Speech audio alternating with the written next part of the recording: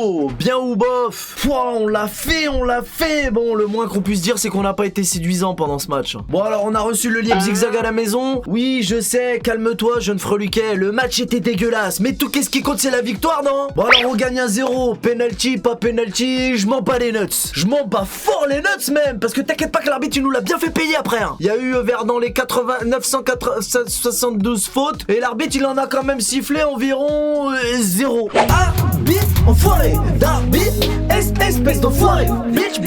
Donc arbitre dégueulasse, pari dégueulasse, joueur dégueulasse, coach dégueulasse aussi. Donc qui est le plus dégueulasse entre Paname et l'arbitre? Je vous le demande, dis-le moi dans les commentaires. Qui est le plus dégueulasse entre l'arbitre et Paname? Là il y a match. Mais là je me gratte la tête parce que Neymar il peut pas jouer, Neymarvel il peut pas jouer, il y a trop de fautes, c'est abusé.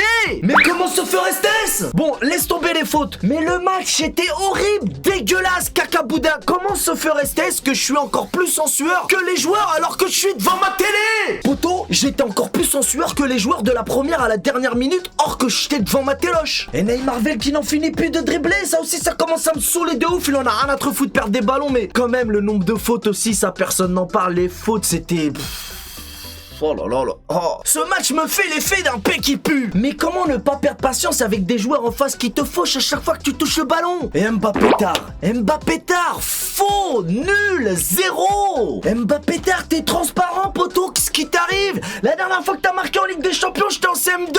Ah non, t'étais pas encore né, connard. Eh ben j'étais peut-être en CM3, je sais pas, mais réveille-toi. Et ton manteau Toloel, t'as tout le monde sur le dos, tu veux toujours pas comprendre? Avec tes changements à la fin du match, ça sert à quoi faire? J'ai pas compris, flow. Je comprends toujours pas ta tactique, mec. T'es là depuis 3 saisons. Normalement, si j'ai bien compris ta tactique, c'est 4-3, non, 3-4-3, non, 4-3-3, non, c'est 4-2-3-1, non, c'est 4-2-4, non, c'est...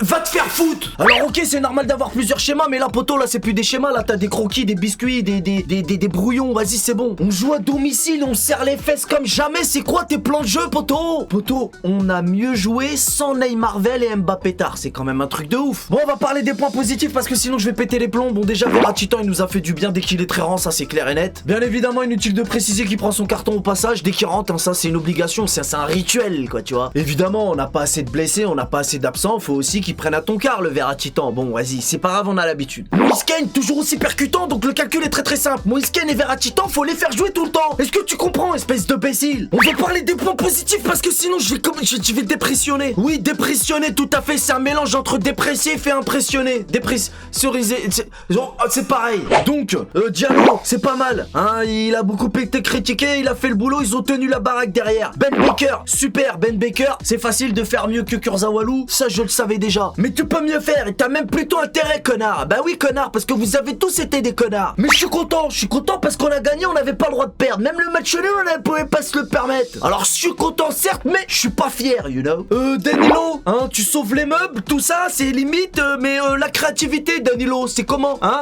Prends exemple sur Verratti, parce que là, lui, il est petit, mais regarde, un petit corps, mais beaucoup de talent dedans. Toi, t'es grand, mais non, le néant, Walou. Bon, ça va, t'es pas encore comme Kurzawa, heureusement. Créativité fait chose qu'elle, gros. Alors, Florent Zizir, toi, tu m'as pas fait zizir non plus, hein. Faut te ressaisir, hein. Florent Zizir, faux, nul, 0, toi aussi. Mais bon, comme je l'ai dit, ce qui compte, c'est quand même le résultat, parce que... vous avez subi pendant tout le match. Mais ils fermeront jamais leur gueule, les sardines. Quelle audace, quel culot. Mais comment oses-tu? Mais vous avez une équipe à 1 milliard et vous arrivez même pas à passer les poules. Vous êtes vraiment des nuls. Mais ferme ta bouche du Rhône, tu jalouses l'argent du Qatar, or que tu fais des courbettes pour que les Saoudiens ils vous achètent. Tu connais rien au foot, l'argent ça fait pas tout. Mais on vous connaît, vous, de toute façon, même après votre record de 13 défaites, vous continuerez à ouvrir vos bouches d'égout. Allez, marche une heure, imbécile. Bref. Bon alors on a passé une soirée très compliquée, voire même dégueulasse, mais Paris récupère la seconde place. On a battu Liebig dans la douleur, espérons que ça se passera mieux face à Manchester. Voilà tout, qu'est-ce que je pouvais dire sur ce match. Comme d'habitude, si cette vidéo t'a plu, n'hésite pas à lâcher un petit pouce bleu. Et quant à vous les autres salopards, vous pouvez toujours lâcher un petit dislike, ça fait zizir coup même, you know. C'est tout pour aujourd'hui, c'était AZ Story, je vous donne rendez-vous très prochainement pour la suite des événements. On connaît les bails, salut.